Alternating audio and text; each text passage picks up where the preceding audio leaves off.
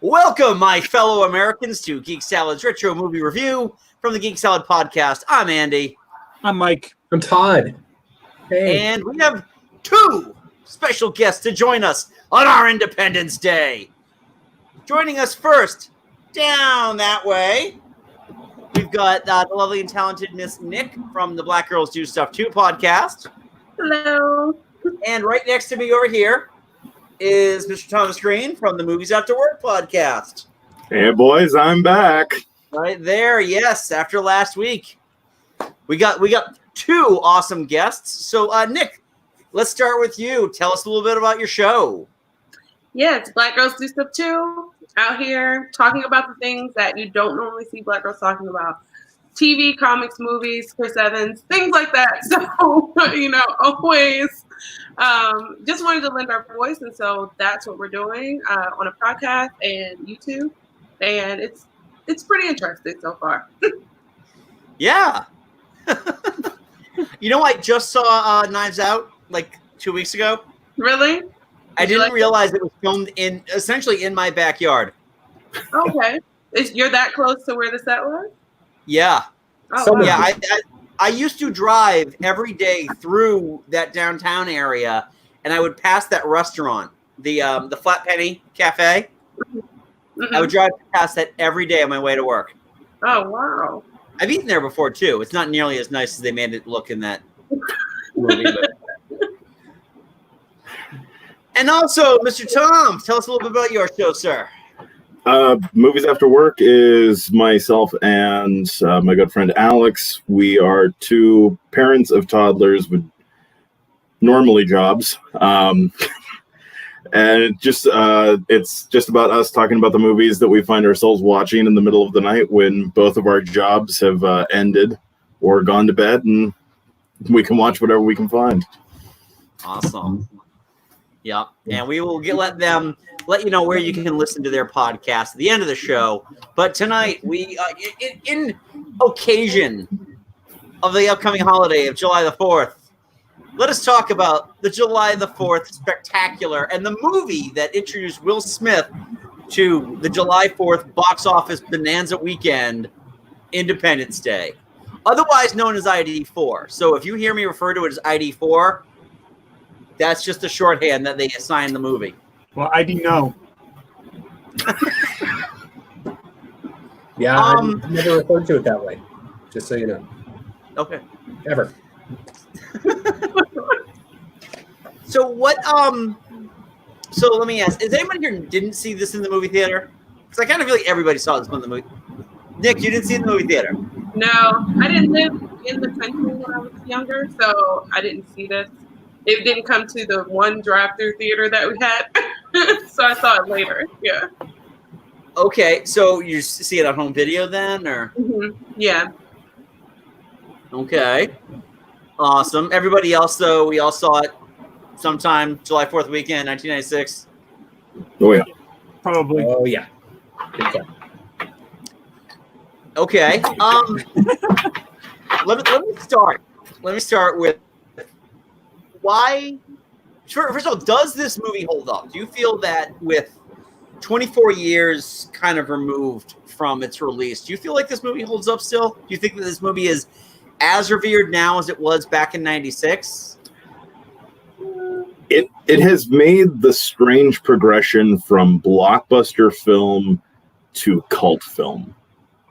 Mm-hmm. Okay.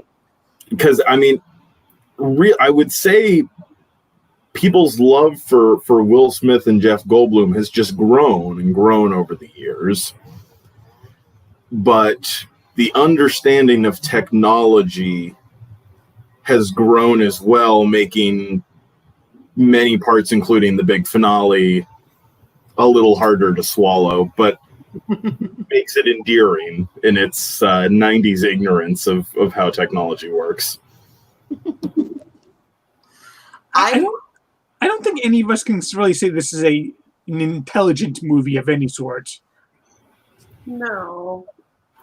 I was having this conversation earlier with someone that this is like action movie, but it's not like serious, right? It's like I just watched Terminator for the first time recently, as you guys know, and I was like, well, Terminator and Terminator 2, and I was like, I see why people love this, but the technology is so different now, right? Like, it's not one of those things where I don't think people took it serious, but there's parts of it that are still very relevant even now in 2020.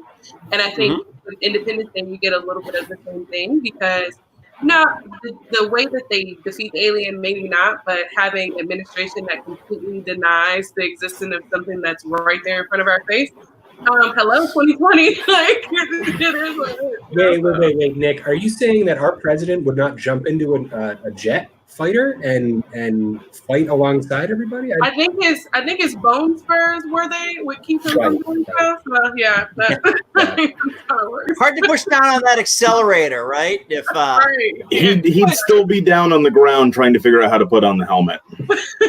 I'm trying to keep this as apolitical as possible. Right. I would But vote I mean, for him in a heartbeat.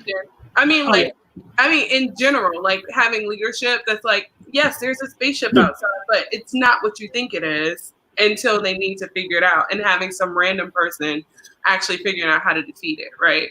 Yeah. right. Still very relevant. But if you think about it in context of when it came out in '96, they cast a young Bill Pullman as the president. Clinton was the president at the time then, and Clinton very famously dodged the draft. He did the college deferment and managed to stay out of Vietnam. So I think that in terms of, I don't know if this movie was funded by the U.S. military like movies are funded now, but I kind of feel like that was a statement to just make sure that you got some real red meat into the into the seats to go see this. And having a young president, grew up 60s and 70s guy who fought, who was a war hero. I think that was probably the statement they were trying to make. And let's be honest, in the mid 90s, there wasn't a whole lot of subtlety with how things were being presented. Look no further than Roland Emmerich's next film, Godzilla. The fact that the mayor and the assistant mayor are essentially Siskel and Ebert. Yeah, I mean, very obviously. They are a sneeze away from copyright infringement. Siskel and Ebert with the serial numbers scraped off. I mean, this movie, to my understanding, was not funded by the U.S. military. From my understanding, from what I've read, is that they were all on board to, let them use things, be consultants, basically. Oh. Nope. And advice and stuff like that. And then they got to the part in the script where they went to Area 51 and the U.S. military went, nope, we're out. Makes sense. Oh. Whatever you do, you'll get probed. We're out of here. Yeah. So, what were your initial feelings, especially actually for everybody, because what were your initial feelings on this movie after you saw it for the first time? Were you amped? Were you like, okay, that wasn't too bad? Yes, Todd. I was an 11-year-old boy, so I was pretty amped to see this. Like, just everything about it, I was like, yes, this is amazing. I can't believe my parents are letting me see this in the theater. I feel so good right now. And that's it. I was like, hey, it's Lone Star. That was my takeaway. So, Okay. yeah. Okay. I mean, before this, the Bill Pullman's like biggest, widely received movie was probably Spaceballs. Yeah. Newsies. Hello. Spaceballs. Yeah. Yeah, Spaceballs. You're right. He was in Ruthless People.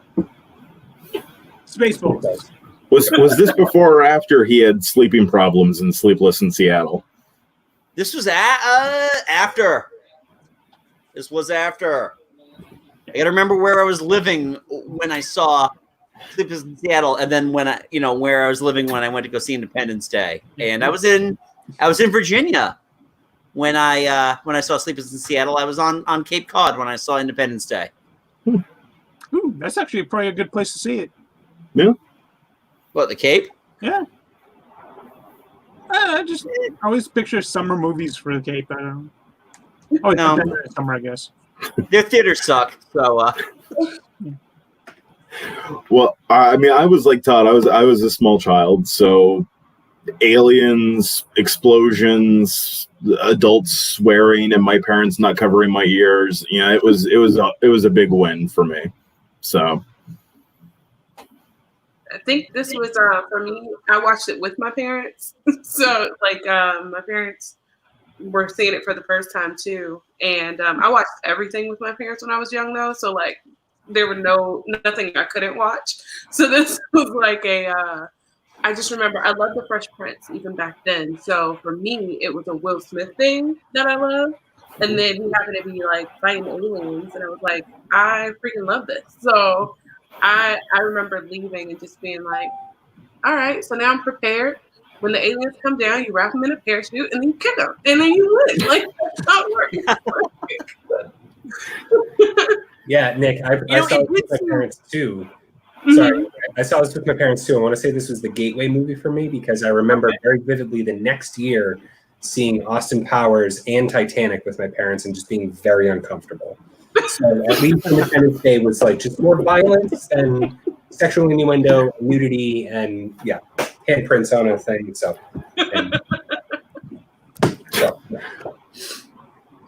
now, would you all agree that this movie made Will Smith as a movie star? Yes. This is a two-part question, so. I mean, yeah. What was he in before this one? Separate 6 Degrees. Yeah, 6 Degrees Separation.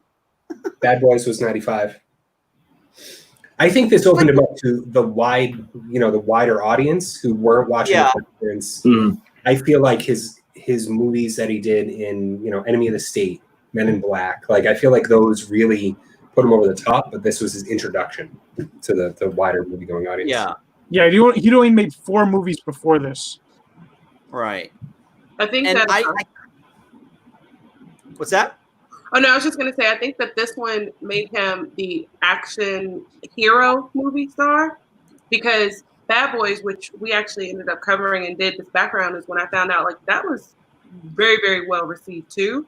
So I think that kind of put him on the map to receive a role such as Independence Day and make the front runner of that movie be Will Smith, this young black guy, which I don't necessarily think if he hadn't done this action role that wasn't even originally written for him before in a movie that he would have landed that one the same way, Yeah.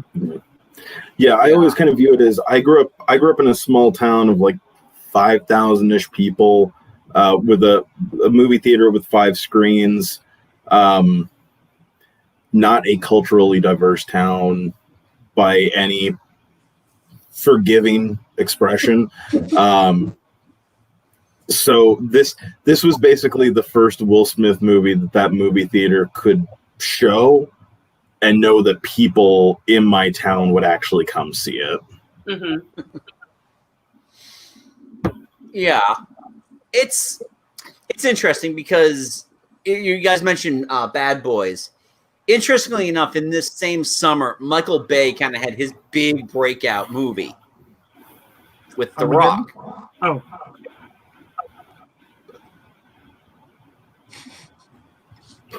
No, he had The Rock. It was like 96 was a weird summer for movies. Like there wasn't a whole lot that I can remember except for The Rock and except for Independence Day. So part 2 of that Will Smith question is because this cemented Will Smith as the king of the 4th of July release. The very next year they released Men in Black, which is a better movie. Oh, are you serious? I want to know. You know the answer though. It's Men in Black.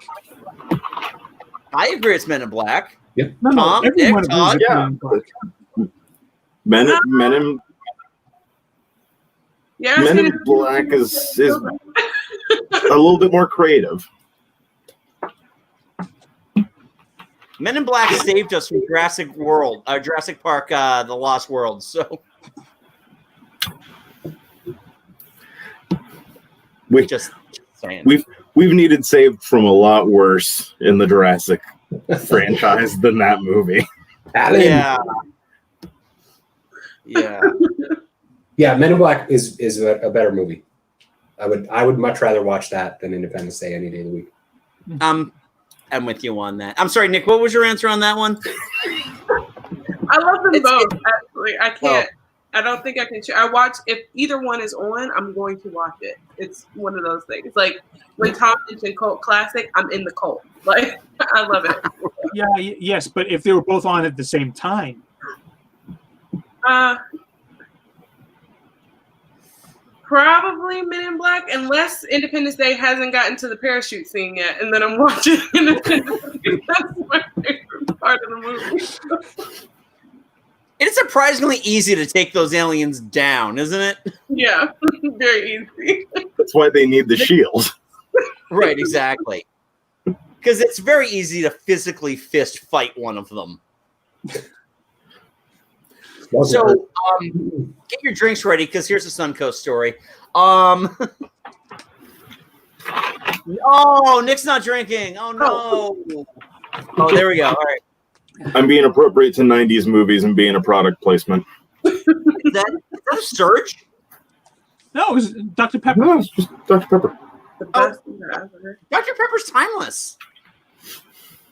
But you know what isn't timeless, though, and appears multiple times in this movie, is Fruitopia. Oh, I love it. Oh, yeah.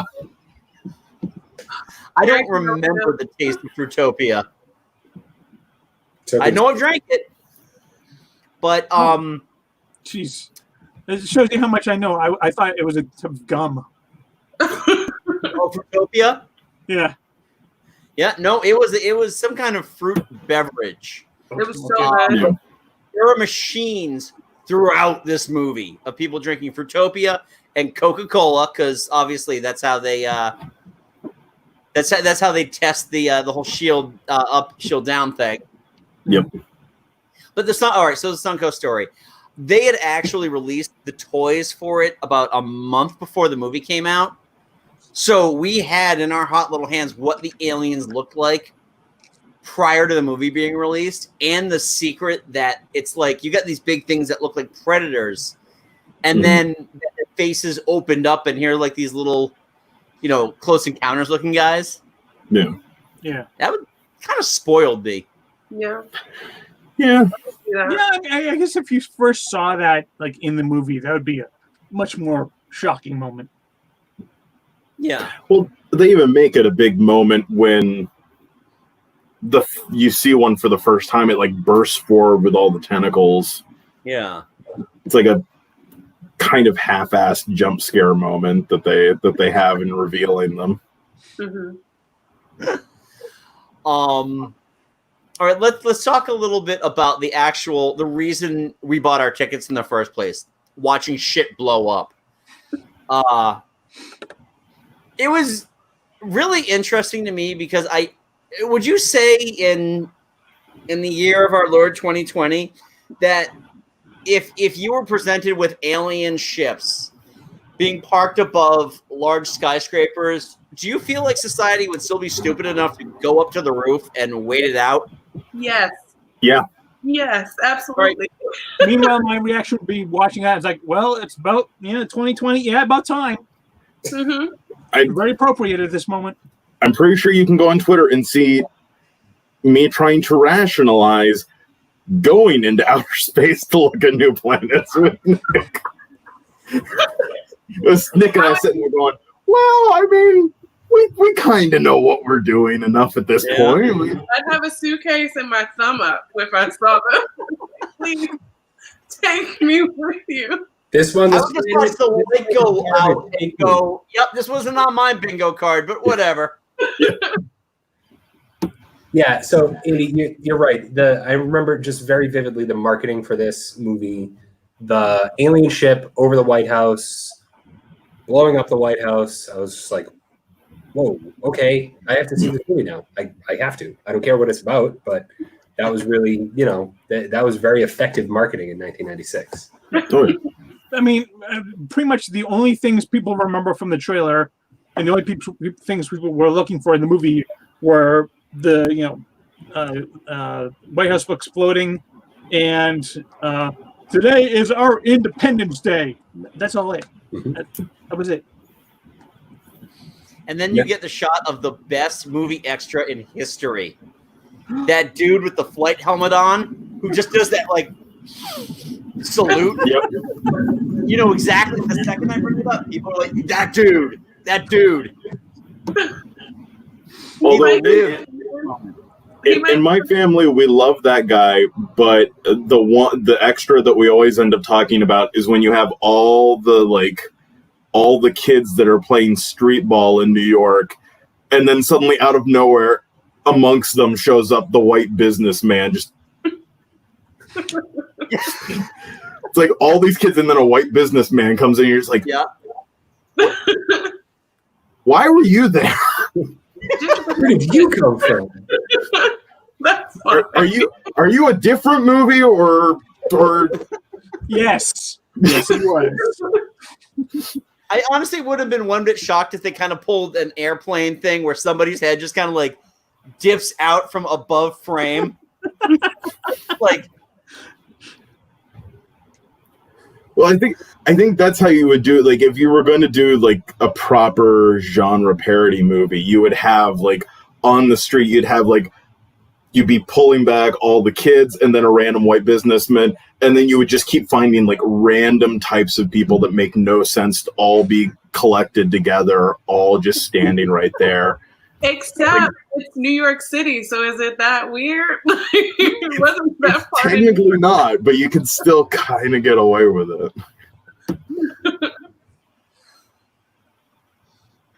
all right, let's move on to some of the other cast members. So I was thinking about this today about Jeff Goldblum's character, and because we just watched Jurassic Park about 2 weeks ago with the kids for the first time, they really tried to figure out the best way of making Ian Malcolm uncool. That is really all I can say about his character. I mean, kind of like nerdy Ian Malcolm. we had Jeff Goldblum as the sexy mathematician. Yes, because that whole look was from Jurassic Park. So then you had the non-sexy mathematician. Yeah, this character's not sitting there. Unless you can tell me otherwise, Nick. It's not accurate. What's that, Todd? Sorry. No, this character, like Mike said, he's not going to be laying there with his shirt open, healing from his wounds. No, that's just not this character. So, yeah, they gave themselves a very hard task of creating a Venn diagram of guy who's not going to compete attractiveness with Will Smith, guy who you believe actually punched out Bill Pullman. Like, they're like, okay, we gotta find what that like little intersection of a person is. Jeff Goldblum. Yes. Yeah. That's all we got. I think that like with Jeff, like I love his character in the movie. Obviously, I always root for the scientists in the movie because clearly they're the one with the answer most of the time. But I have this thing in my mind where every Jeff Goldblum character is the same guy. He's just like a fugitive, and so he is like just playing different roles. So I still like Jeff Goldblum. Like I still find him to be Jeff. I think it's hard, like you said, it's that Venn diagram, and he still leans like kind of outside of it because people who like Jeff Goldblum just like love him. It's like this weird thing. You're absolutely not wrong about the fact that Jeff Goldblum is Jeff Goldblum in every movie he's in. It's just varying degrees of Goldblum. Yeah. 50 Shades of Jeff. Right. All right, did he turn this Jeff up to 5, up to 9, or up to 11? Right. That's why when you see him in movies that like he plays a villain, like I don't know if you guys ever saw the movie Deep Cover with Lawrence Fishburne. No. He plays the bad guy in it, and it's really freaking weird. It can't be any weirder than when they casted him as the villain in that Robin Williams as Jon Stewart movie. Like the movie where he was like the Daily Show type guy who ends up accidentally running for president. And Jeff Goldblum's the villain in that. Oh, yeah, that one. I didn't see that one. Apparently, none of us did either. Pretty much nobody did, and for a lot of fair reasons. But yeah, he's the villain in that one, and his main job in that movie is to stand there and fight his every urge of being Jeff Goldblum in his body, which seems to be making him physically ill and angry.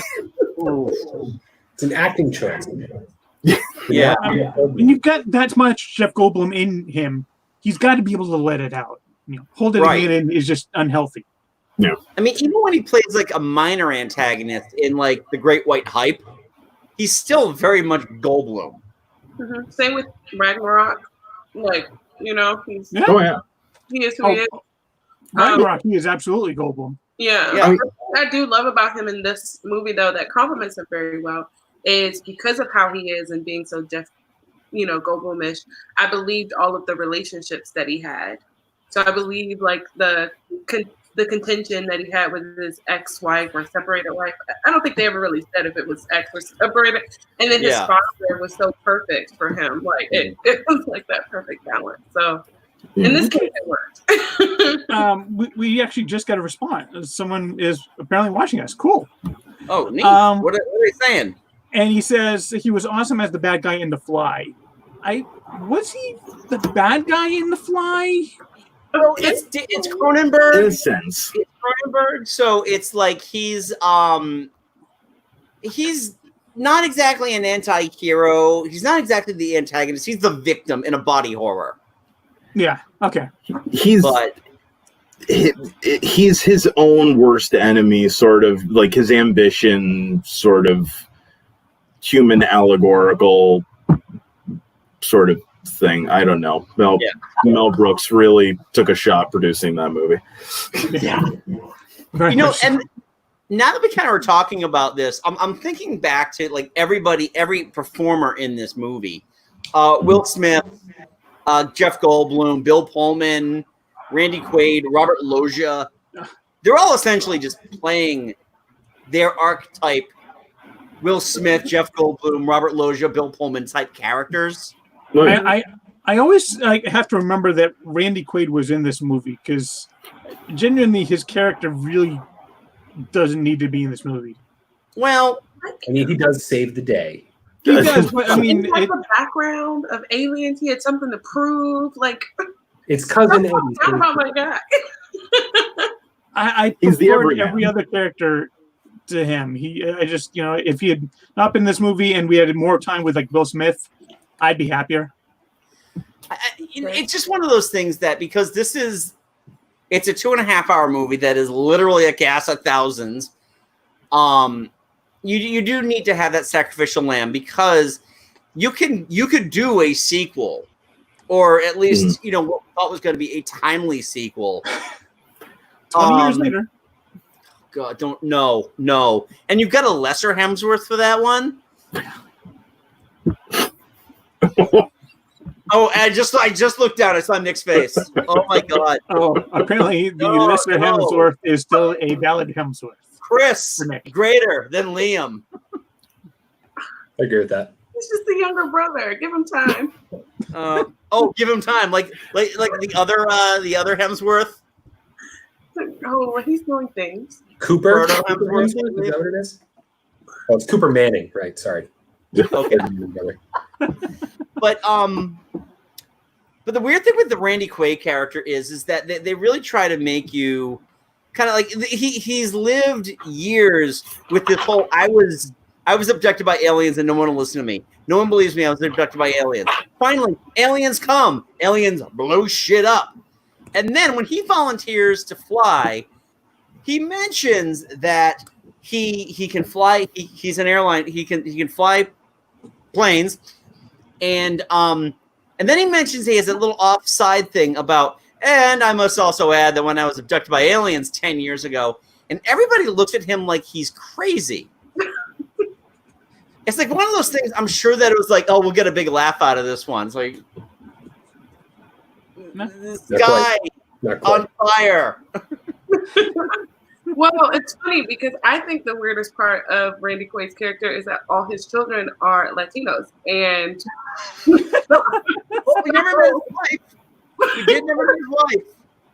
maybe, and that's what I always wondered. I was like, are they suggesting that or not? I'm not really sure, but Well, yeah, but no, I honestly believe there's a part of me that truly believes that if there was a person, even with the alien standing right there, who said that they were abducted, people would still be like, "Oh, this is the first time that they've ever been here. He's crazy." Like, Yeah. you know. But no, you're right about that though, because '90s Randy Quaid is essentially the human version of Goofy, in the way he looks, Mhm. and it's like now I'm thinking about like, man, his I'm assuming dead wife had to be the most Latin woman in the world then, if that's the case, because it's like, Yeah. you're It's a very- absolutely right. I didn't even It think was a about very that. Sofia Vergara, Ed O'Neill relationship. Absolutely, you nailed it. Well put.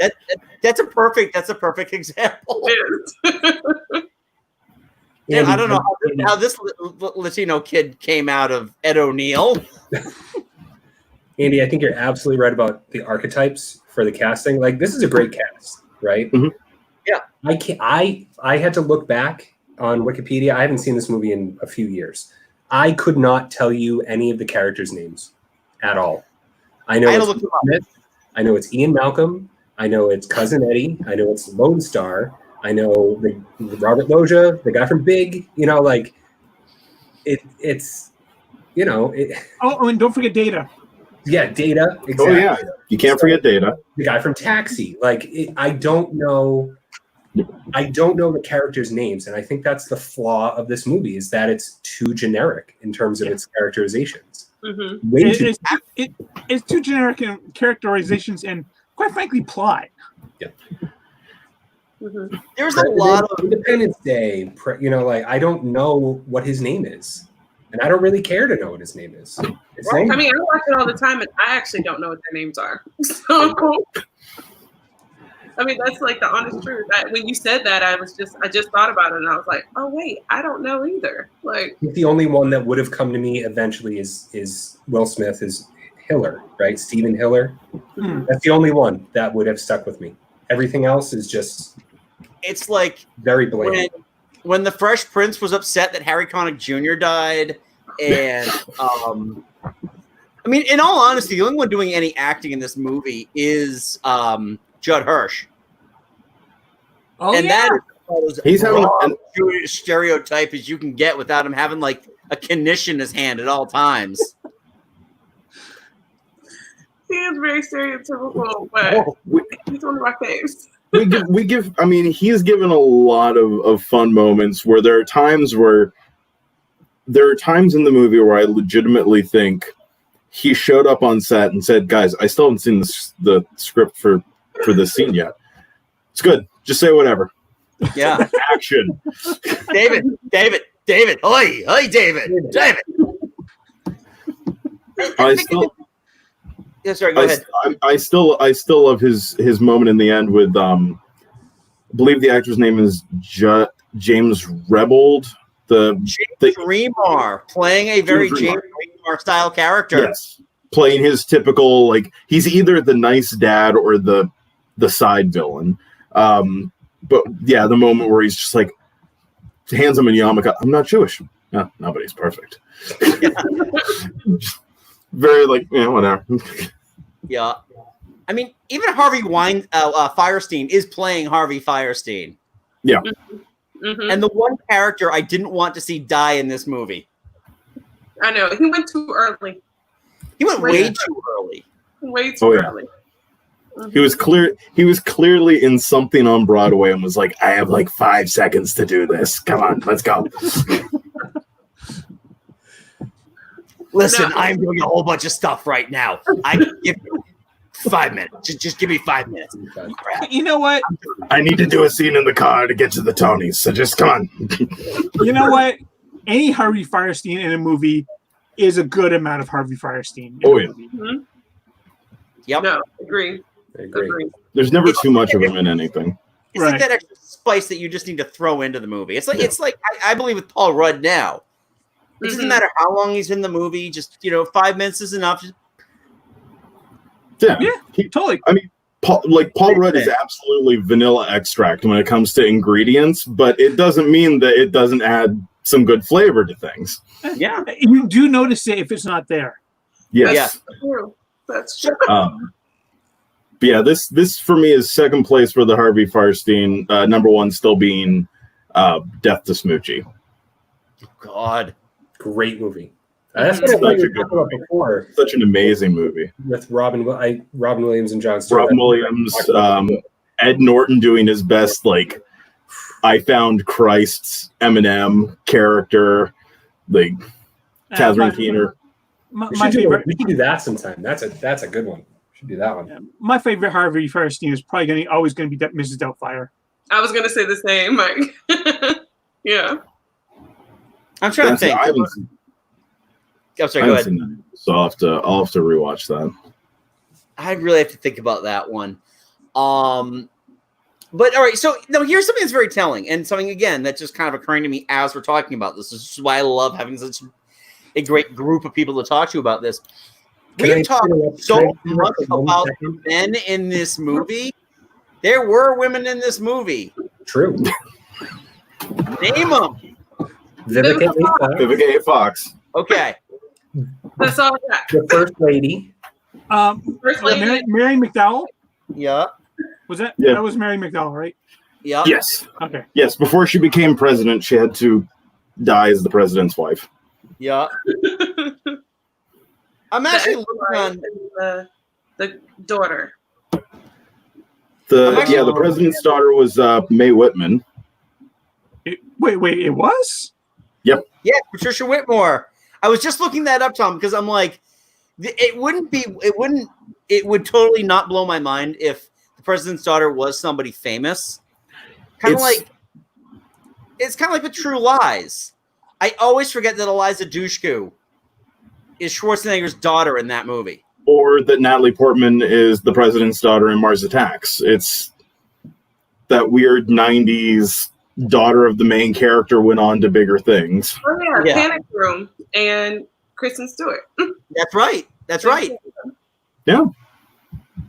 I did not realize that was Mae Whitman.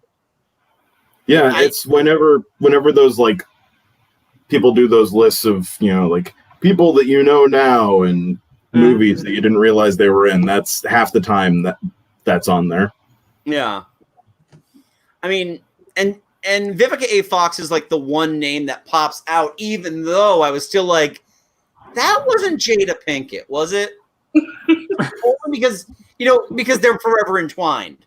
Yeah. Will Smith and Jada Pinkett will forever be entwined. But it was just like, overall, it was Vivica A. Fox, but who played the president's wife? Who played Jeff Goldblum's lady? Oh, that one I don't know. And she's good. Well known in things, but she's just got like one of those faces. But I don't ever know her name. All right, I have Margaret her up here. Cullen. Margaret Cullen, who was in a whole bunch of stuff. She was in 3 Men and a Baby. Mm-hmm. Oh, she was on Veep. I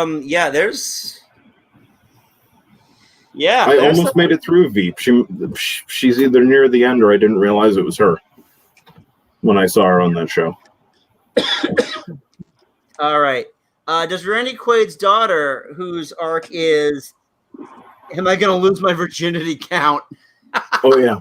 Before the world ends. Oh, my God. Yeah. It's, I don't know, Kate Calkins. I don't know. It's tough to say because, I mean, the women in this movie do very little other than Vivica A. does rescue the dog and outruns a fireball, which is physically impossible to do, especially when you cut a corner and watch it wash by you. I was going to say, it didn't come into the open door, which, I mean, I don't know physics and stuff, but I thought that wouldn't happen. I thought the fire would, go in there. So I don't know. The consistency in the realm of physics when it comes to fire, especially in this film, is based entirely off of where the camera is set. That's the policy. Burn it. We have a wide shot. Okay, then it's going to come in. Are we a close up? It'll come out at us. Are we in a weird angle? Maybe it shoots up into the sky. I heard a great story a few years ago about the scene where they nuke Houston. Mm. You know, because they thought that they could just throw nukes at it and it would destroy the alien ship. And because the shield was obviously not powerful enough, right? It was on this podcast that I listened to called Kentucky Fried Chicken Fried Radio, which is no longer on. But they were based out of Texas, and they were in an Austin movie theater watching this happen, and they said that the entire audience erupted when they nuked Houston because everybody in Texas hates Houston.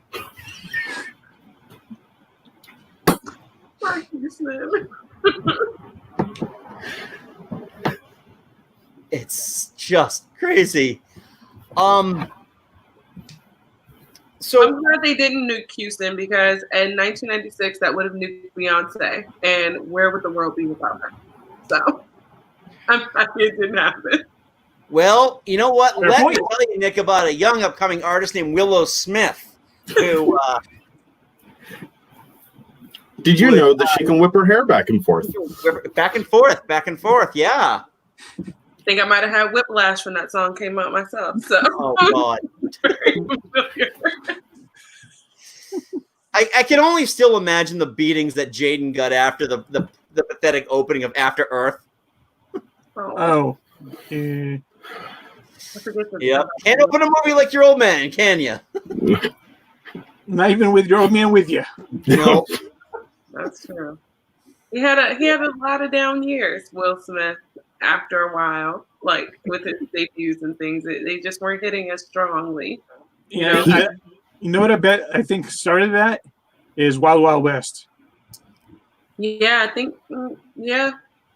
I think was- the movie that came out after it was like this because like it was like Wild Wild West, which is a movie that I personally love, but a lot of people hate. And then there's like Hitch was really big, but then like Men in Black 2 and 3 weren't super huge, you know. So I would argue that the beginning of we're just going to call it a rough patch for now for Will Smith was the lack of awards acclaim for The Pursuit of Happiness. Because he seemed to decide to listen to Ben Affleck and Jay and Silent Bob Strike Back and started doing Oscar bait movie, money movie, Oscar bait movie. And he started doing that, and the money movies weren't really bringing in a lot of movie, and the Oscar bait movies were not really bringing any sort of awards acclaim for him. Yeah. I do find it funny though because I was seeing a lot of ads for Gemini Man coming on one of the channels, and it's like my wife saw she saw it, she's like, "What's that about?" I'm like, "Oh, old Will Smith goes to tell young Will Smith to not turn down the Matrix."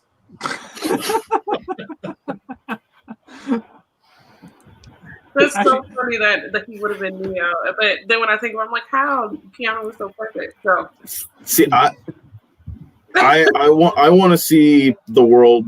I want to both see the world where he's in the Matrix, and I want to see the world where George Clooney's in Wild Wild West. So that's who it was going to be, George Clooney? no, George Clooney was going to be the Kevin Kline role. Oh, Like Okay. I still have like Disney I don't still have the physical things, but I had Disney Adventure magazines that actually were saying like coming up on this date is Wild Wild West starring Will Smith and George Clooney. Wow. So That would have been interesting. that would have been a movie. I mean, don't get me wrong. I like Kevin Kline a lot, but that would be interesting. Yeah. I still think it's one of Branagh's funniest roles. Oh yeah. Yeah. How did they ever get him for that? How? You know what? Every great actor must. You need to keep the lights on at your theater. Time to time, yeah, exactly. Come play Strom Thurmond. They well, I mean, he just directed Artemis Fowl, and that blew my mind when I'm like, wait, Branagh directed Artemis Fowl? You mean the direct-to-Disney Plus movie? Yeah, talk about your odd career. He's got that. I'm just trying to keep the lights on for the place I actually want to be at kind of career. Yeah. And but every now and then he turns in that gem. Is like, oh no, he actually legitimately has talent. And then he does one that like, where does that talent go? Yeah, you start to remember he's really good, and then all of a sudden you go, wait, so he's playing an evil Russian in a Jack Ryan movie? Okay. That I don't know why, but that was the one that really threw me for a loop with him. What did it for me was Much Ado About Nothing in 1993, and then his version of Frankenstein in 1994, which we've talked about before. Him shirtless, leather pants, on a big metal tube, screaming for life. You know, like that's what did it for me. So Yeah. His expressing anguish by just biting his knuckle. Actor conveys regret. So let's talk a little bit about the third act of the movie, the climax, where Jeff Goldblum and Will Smith steal a spaceship and infect the entire alien network with a MacBook. So like a 95 MacBook. Okay, look, all right. I'm going to be honest with you. I don't know much about technology, as you guys know from my Twitter anytime I have a problem. So to me, that still works. I'm really sure it's possible. I don't know. I really don't know. For me, the one line in the third act that just made me even back then go, really, was what was it, like the British? It's like, oh, we have a plan from the Americans. Yeah. Finally, like. Really? It's about time. That's what he said. It's like so nobody else on Earth is smart enough to think of a plan other than the Americans. Yep, apparently not. Yay! Good. Is it the rest of the world's Independence Day, or is it the American Independence Day? Right, the world American Independence Everyone Day. else was waiting for their own particular holiday to try to save today. It just, unfortunately, calendar-wise, it landed on America. Yeah. It's funny, my favorite line is when they're about to get into the ship after Jeff Goldblum reveals this huge plan, they shoot the can, XYZ, and Smith volunteers to fly, and he's like, do you really believe that you can fly the ship? And he's like, do you really believe you can do all the things you just said you can do? And like, that's where it goes. They're like, all right, Yeah. I guess so. Like, so that's how it sets it up for like, is this really gonna work? That's the moment where they go, so sorry guys, this is the movie that you should have been watching for the last hour. We're gonna finally get going and do it now. Yeah, because Will Smith and Jeff Goldblum together was fantastic. Oh yeah, Absolutely. They have a lot of chemistry. I'm very sad we've never seen them like on screen together again. Mm-hmm. It should have been those two in Wild Wild West. That could have worked. I'm thinking about just when they made it to the ship, though. Can you imagine the embarrassment of not having the right connector to plug in to the alien network after all that? It's like they're using USB. I've got this SCSI port with 2 screws. See, it's because it's the 90s. I immediately think they get there. He opens the bag and goes, "Oh shit! I forgot the AOL disc. We got to turn back." For me, it would be somebody like as they're uploading, somebody uses the phone. Like that's just how it goes. USB, the true universal adapter. Literally.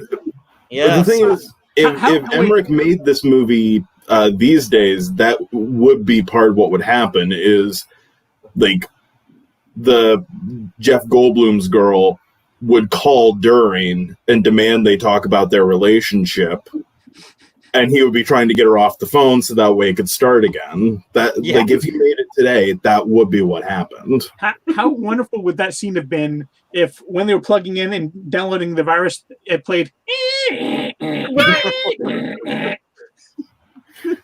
And that's what kills the aliens, much like when Slim Pickens, or is it Slim Whitman? Yeah, and Mars Attacks. Killed all the aliens in Mars Attacks. Which I think is a superior alien invasion film.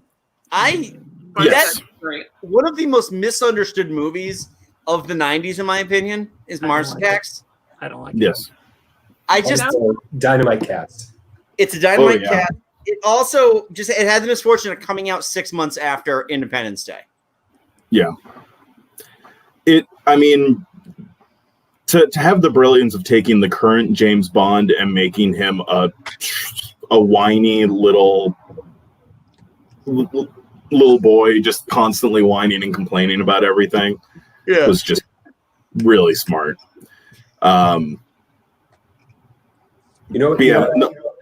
movie is that this was the era of copycat movies. So Armageddon, Deep Impact, Volcano, Dante's Peak. Mars Attacks is not a copycat movie, copycat film of Independence Day, which is why. Not at all. Yeah. Well, and it was supposed to come out during that. It was supposed to come out around the same time, and it delayed because of all the positive reactions to the trailer for Independence Day. Because the other movie that got put on hold was Spielberg's War of the Worlds. He was supposed to go into production around the same time to do that movie then. Really? And he put it on hold because he didn't want to seem like he was just copying. Right. Mm-hmm. The year of the copy was such a good year. I love copycat movies. Like, to see which one is better. It's one of my things. So that was a good year. And not too long after that, you had the Bugs Life Ants copy. Yeah. Oh yeah. Moment. That was just like industrial espionage. That was Katzenberg knowing what Disney was going to do and brought it to DreamWorks immediately. The weird thing about the copycat era, though, is that in most cases, it's like, which one was better? That's why I love it. Backstreet Boys and NSYNC all over again. It's like, I loved it. It's my favorite to choose a side. It's like, Volcano to me will always be the one where the dude melts, like literally melts like a vertical stick of butter, in a pan. Dante's Peak is where Grandma gets boiled. Yes, both deaths. You're sitting there going, "Yeah, you didn't need to do that." Yep. The character didn't need to do that. You didn't need to do that. This was not necessary. Moving on. I've never seen Dante's Peak. Oh, it's you know what? Volcano, there's some orange in it to give you a little bit of color. Dante's Peak is gray. Mm-hmm. The overwhelming images of that movie are gray. The box art is gray. Dante's Peak, you come for Pierce Brosnan, but you stay for, I forget who the female lead was, but you stay for her. Linda Hamilton, yeah. That was Linda Hamilton, okay. Yeah, you come for Pierce Brosnan, but then you realize, like, oh, he's literally just spouting exposition. Okay, I'll focus on her. In Volcano, you come for Tommy Lee Jones, and you stay for Tommy Lee Jones. Right, yeah, exactly. Well, because you're not worried. Tommy Lee Jones is just going to look, just tell him that the lava is Jim Carrey. He's going to glare at it, and the lava's going to go away. Now turn up all the instruments and put more science stuff around here. Independence Day. Independence Day, yes. Oh. Yeah, this movie is like the third act is just like it's kind of exciting. I think this has got some of the worst sound effects in movie history. Like the way that the ships fly is just, I think it's unappealing. That could be me. It's awkward. It's very awkward because it at no point, like especially watching the moment where Randy Quaid is like bobbing and weaving around the other ships to get to the big ship for his big sacrifice moment. At no point does it look like his ship is flying. Like it just kind of looks like somebody held his ship on a stick. Somebody else took the matte painting and just kept moving and just kind of kept moving it. Well, they had to save on the budget somewhere. Yeah. And we're running over. Okay, Randy, you're just going to do this a lot. I seem to remember this being like one of the first movies where like movie nerds like myself could just immediately begin to poke holes through it. And it was like it came out and we had like that little bit of that gestation period, that afterglow where we're just like, yeah, that was really exciting. And either you went to go see it a second time in the movie theater or you waited until it came out on home video and you watched it and you're like, why did they, why? Wrong. What is going on right now? Wrong. I mean, the fact that they let the president go out and fight aliens in itself, it's like, all right, look, I know he's this war hero guy, but he's also the president now. So I don't think that he should go and fight the aliens of all the people available. Like, I mean, the vice president was dead. We don't know who the Speaker of the House was. right. I think the next person in line for the presidency was probably Robert Loggia's character. I'm pretty sure he and Adam Baldwin, I think, were the only people that were left. Everyone else was dead or fired and converting to Judaism. Like that's. I totally forgot Adam Baldwin was in this movie. Yeah, I think this is the beginning of his I'm a serious military guy career. Yeah. I have admitted the square-headedness of every role I will take from here on out. Yeah, I didn't know who he was before this, but after watching Serenity, Firefly, Angel, like going back and being like, hey, it's Jane. Great, look at him. And then going back to Full Metal Jacket, I was like, oh, hey, wow, that's, okay, great, that's Jane. Now, how shocked were you, Todd, on a scale from 1 to 10 that you found out he wasn't related to all the other Baldwins? Funny you should mention that. I was just listening to a radio show the other day, and they were talking about Adam Baldwin like he was a Baldwin brother. And I'm screaming at the radio. I'm like, no, he's not a Baldwin brother. I never thought he was. Yeah. I never thought he was. It just didn't. It's a pretty common last name, even for movie stars. I didn't know. Oh, okay. Just now. Oh. I didn't think. I don't necessarily know if they're all siblings. I'm just like, oh, okay, he must be like a cousin, like the Wayans. So I was like, oh, there's like 5 of them. So like, of course, they're like related. Distantly related, but they're not. He's not one of the Baldwins, the Hollywood Baldwins. Yeah. Well, there are like three or 4 different Glovers in Hollywood. Mm-hmm. None of them are related. Right, exactly. Who's the rest of the Glovers other than Danny? There's Donald. There's John. Danny. Oh yeah, There's John and there's Crispin. Oh, I didn't think Donald Glover and Danny. John Glover, yeah, Crispin Glover, Savion Glover. Yeah. Yeah. So, yep. A lot of Glovers. Fairly certain none of them are related. When I think about the climax of Independence Day, sorry to bring it back to this instead of the Baldwin conversation. Oh, please don't worry about it. Has anybody Thanks for keeping us on track, Todd. You're welcome. Has anybody here played Star Fox 64? I played the SNES Star Fox. Star Fox 64, one of the levels of that game is essentially this fight. There's a big ship with a little thing right in the middle, the hitbox, and you fly. It's one of those 360-degree levels, and you fly around. And it is this one, but with Star Fox. So I look fondly upon this whole climax of the movie because it reminds me of playing that game less than 6 months later. Oh, nice. That is true, yeah. Good. Pretty good game. My friend Steve had that game, and I remember watching him beat that level, and then watching the ship crash on the ground. It's like, oh my God, you're history's worst monster. I still remember with Star Fox. I mean, yeah, I had never thought about it, but you're right. It's identical. But yeah, Star Fox for me is always just wanting the frog to shut up. Yes. Oh yeah. You shoot him. You shoot the frog. The moment where you realize you can take the audio pin out and put the audio pin from like a CD player or something out so you don't have to hear the game. But you still see him down the corner. You still see it, but you don't have to hear it. So another thing too about Independence Day, with like, you know, when they show like all the other countries where they're crashing down and they're landing safely, and then God bless the 90s for being so dumb at this. You see one crash, I want to say in the deserts of Africa somewhere, and it's like a bunch of Zulu warriors, and I'm like, come on! Yeah. Because, you know, Shields and spears. I'm like, you cannot be serious right now. to be honest, they would make a movie like that now and still do the same thing because they're so unaware. Yeah. But yeah.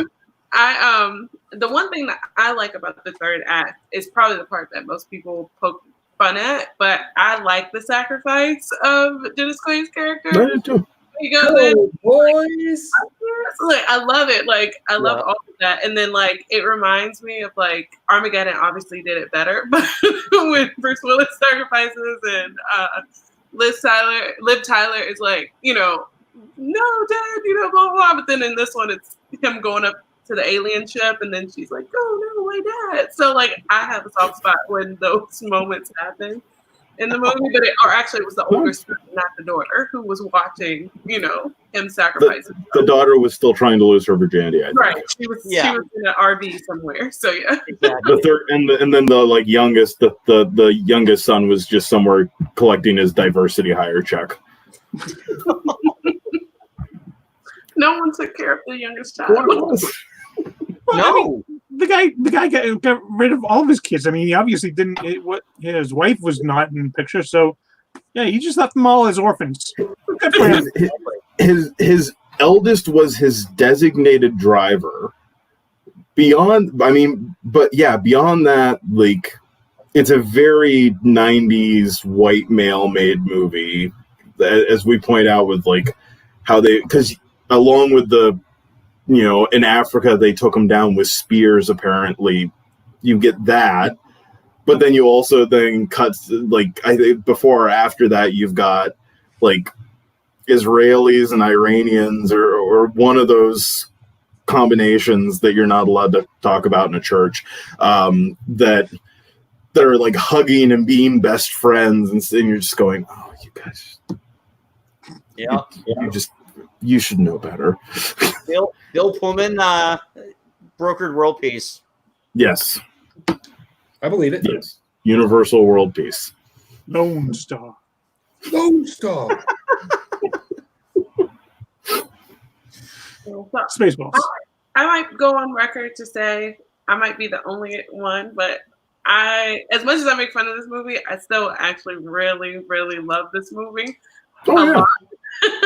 Oh, it's the very definition of a popcorn movie.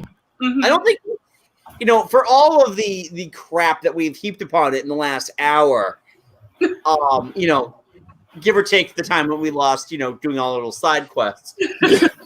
Multiple. This movie served a very distinct purpose in 1996. You get your asses sitting in a seat, buy some popcorn, have a drink, and enjoy the movie. And it did it exceptionally well, too. And how I wish I could be doing that right now. I mean, budget of $75 million, box office $817.4 million. That's a lot of butts in seats. Yeah, exactly. This was the biggest movie of '96, I believe. Yep. Yeah, and this was This was back when you just saw a movie in theaters. You weren't picking IMAX or 3D or like special D-box seating or any extra stuff. It was just sit in the theater, watch the movie. The good old days. Yes, exactly. Yes. The good old days. I like my leather recliner. Come on. Leather recliner in a place where you can't talk. I like Alamo. Yeah, I love this form of film. I mean, 96 had a few of those. It had The Rock. It had Twister as well, which kind of is the forgotten son of the 1996 summer movie season. Yeah. Twister. So with the other Bill Paxton. Yes. Yeah, exactly. This makes it, unfortunately. So One saved the world, one found a cow twice. And also only one of them was killed by a predator, a Terminator, and an alien. That's very true. Yep. That's very true. I always forget about Predator because I try to shut Predator 2 out of my memory. Actually, I prefer Predator 2 over Predator 1. Guess what came out in 1990, Mike? Predator You can talk about it on our next show then. Nice. Or Todd. If Todd wants to talk about Predator 2. We could talk about Danny Glover, sure. Oh, fuck. Not going back there. Danny Glover. They're your action heroes. Enjoy. Predator 2. They're better. We'll get into it. Okay. So. But yeah, I would argue, Jaws, Star Wars, those movies in the 70s definitely brought in the concept of the summer blockbuster. I would definitely argue that this film especially was sort of the usher in of the current era of summer blockbusters where you are absolutely required to shut off your brain if you're going to come in and watch this movie. That's fair. I mean, without think about the physics in this movie, and then think about the physics in the last 3 Fast and Furious movies.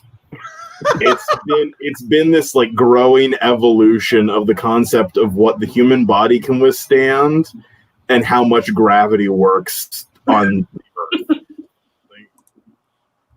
And this was definitely sort of the beginning crawl of that, because even the one before this that Rowan Emmerich did, Stargate, that movie has a decent amount of thought put into it. Yeah. You have to earn going into that other world and dealing with Raw and all that stuff.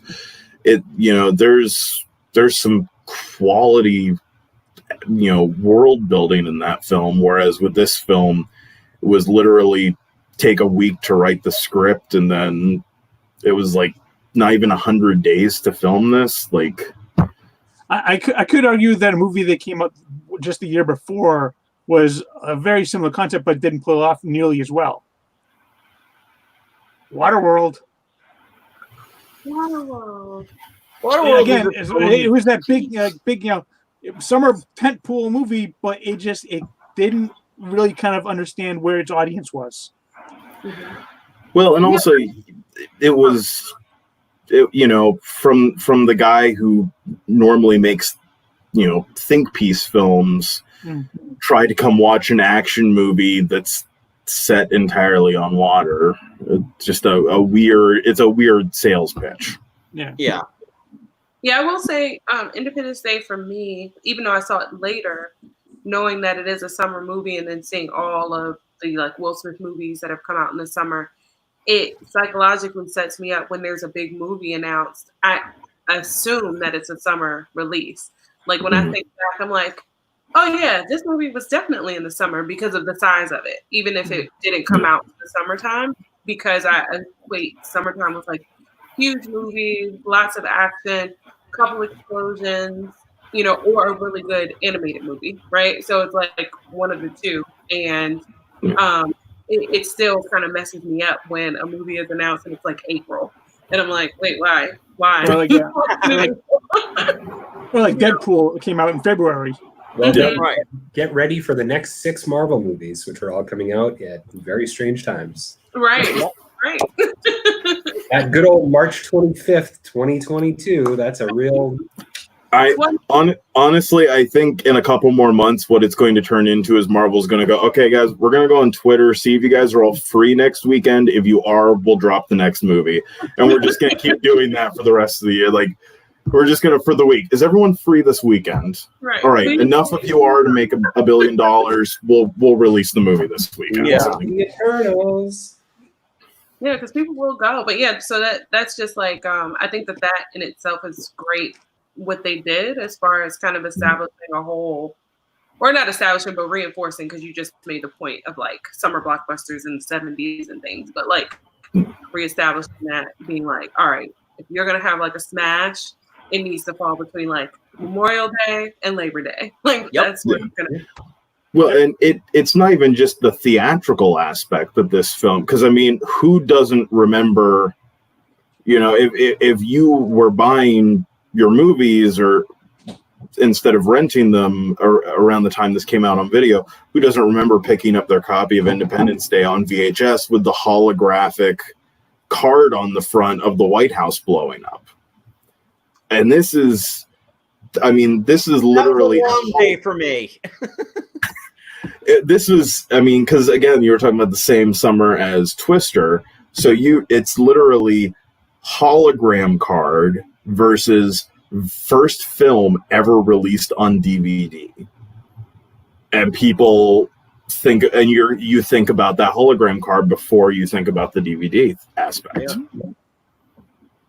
So they, I mean, from top to bottom, all the way to once it was in your living room, they really drove home this, you know, this movie is going to live with you for a while, even if you're not watching, you know, even if you're not going into the theaters to watch it mentality. Yeah. I absolutely agree with that. Todd, how about you? Any parting thoughts on Independence Day? It's fine. I didn't see the sequel. Like, I didn't care about the sequel at all. No. So bad. There is no sequel. Yeah. Never happened. It just didn't hold any appeal for me. And, you know, it was awesome when I was 11, and it was awesome when I was maybe 16. And then it hasn't been as awesome since then. But to be fair, I have not seen it in probably about 5-6 years. Okay. I got a free digital copy of it when I signed up for Vudu like years ago, and it was like here's like 8 free movies, and Independence Day was one of them. That Alien was another one, which is awesome. But yeah, this is one of those movies, and we were talking about this a little bit last week. You know, Mike, you had mentioned this. It's like you don't need to see this movie because you've seen it enough that it's the bullet points are burned into your head. Yep. You know, you've experienced this movie, and that's what this is. It's not watching; it's experiencing this type of movie, and it doesn't leave you. I mean, other than the names of all the characters, or that there were any women in the movie. The important parts don't leave you. Yeah. Yes, exactly. It's still like right here. It's just right here. It is a high school memory of a movie where you're describing everyone by something that they did in high school. That's the way this movie is. You're describing every character by some moment in the movie with them. That's fair. I love that. So anyway, what did you all think of Independence Day? Did you like it? Not so much? Leave a civil comment below. Now, let's hear from our 2 esteemed guests here. Nick, where can we find Black Girls Do Stuff 2, the podcast? Black Girls Do Stuff 2, the podcast can be found anywhere you listen to podcasts. Also, we have our website, blackgirlsdostuff2.com. Our YouTube, Instagram is Black Girls Do Stuff 2. And then our Twitter, where we're most active, is BLK Girls Do Stuff. Awesome. Thank you. Tom. Well, Movies After Work, you can listen to it pretty much anywhere that you listen to podcasts. Spotify, Apple Podcasts, Google, any of those normal places. We are on Twitter at Movies Work, where it's usually me complaining about the world of film or trying to get Chris Evans to go on a date with Nick. It will happen. Also at moviesafterwork@gmail.com. If you have longer, more critical things to say, bring it. Awesome. And both of you guys, I'm dying for new episodes. Yes. It's been a figuring out for us. So we moved to a brand new format as far as time in between episodes. So now that we have that, we are going to be releasing, we're starting our MCU series. So that's coming out where we're going through the entire catalog of MCU and kind of just talking about it. And you guys will see as much as I love Chris Evans, I hate Captain America. And I get to air it out. That's interesting. I don't want him anymore, but I did for a long time. Let's just say that. It's interesting you mentioned that because Tom's last episode is one that Mike and I appeared on where we ranked the MCU. Yeah. So, the circle of life. And Mike, Todd and I'll never figure this out. Todd and I host a little podcast called Geek Salad. Our latest episode just got released yesterday. Was it yesterday? Yes. No, it was Monday. Where we discussed what we've been doing to keep ourselves entertained during the shelter at home since March. It is a fun, entertaining episode. Todd here is Instagram famous now. Oh. So, yes. Todd, you want to your Instagram to people so they can follow you? And Yeah, your record it's really complicated. It's Todd Vikstrom on Instagram. That is it. That is VICKSTROM. That's correct. Just And it might be that K, that hard K. That hard K. It's essentially what I'm spinning, what I'm listening to. got my nice now spinning record holder, and I take nice pictures. I tag the artists, and sometimes they throw me a like, which is great. I mean, Yeah. I'll take it. Awesome. That's awesome because my likes aren't doing it anymore for him apparently. So Well, you started late in the game, Andy. You know? that's true. That's true. Again, Instagram is a work tool for me. I barely use it, and then I'm like, oh god, I got to start like getting on to everyone's Instagrams now. But yeah, you can check out our podcast Geek Salad wherever you get your podcast, just like where you get Tom's, where you get Nick's from. We are also most active on Twitter at Geek Salad Radio. However, you can follow us on Facebook at Geek Salad Podcast. Don't forget to buy our merch at the Geek Salad TeePublic store. Just go to teepublic.com, type in Geek Salad Podcast in the search criteria, and you've got tons of stuff to choose from. Also, if you're new to the channel, please don't forget to subscribe, give the video a thumbs up, share it with your friends. We love hearing your feedback. And I do want to take a moment here to thank Kay Calkins for sticking with us and commenting during the show. This is actually the first time I think we've gotten live comments. Yeah. Throughout the show, which is awesome. Thank you.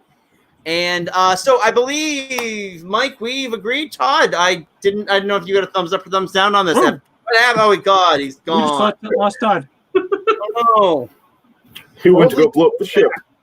next week, we are going to be discussing the 1980 comedy classic, Caddyshack, in honor of its 40th anniversary and the fact that it is one of my father-in-law's favorite movies. Proceed to do the groundhog dance. Good point, Ernie. Always important. Good point, Ernie. Always important. Well, yeah, exactly. And I think that it would be a nice tribute for him to talk about one of his favorite movies. Is he back yet? There he is. Eventually. And he's gone again. He's got. Oh, there we go. Hey, I'm back. Internet. So we were just saying, Todd, next week we're going to be discussing Caddyshack. Woo! Love that movie. Wow. So, yes, you're well. It was fun. It was fun having you, Kay Calkins. Thank you so much. So, anyway, Nick, Tom, thank you so much again for joining us. Thanks for having me. Oh, Thanks for letting me back on. you guys are always such a welcome addition to this show. So until next time, I'm Andy. I'm Mike. I'm Todd. Go forth and be nerdful. We'll talk to you later. And Chris Evans. Nick is available.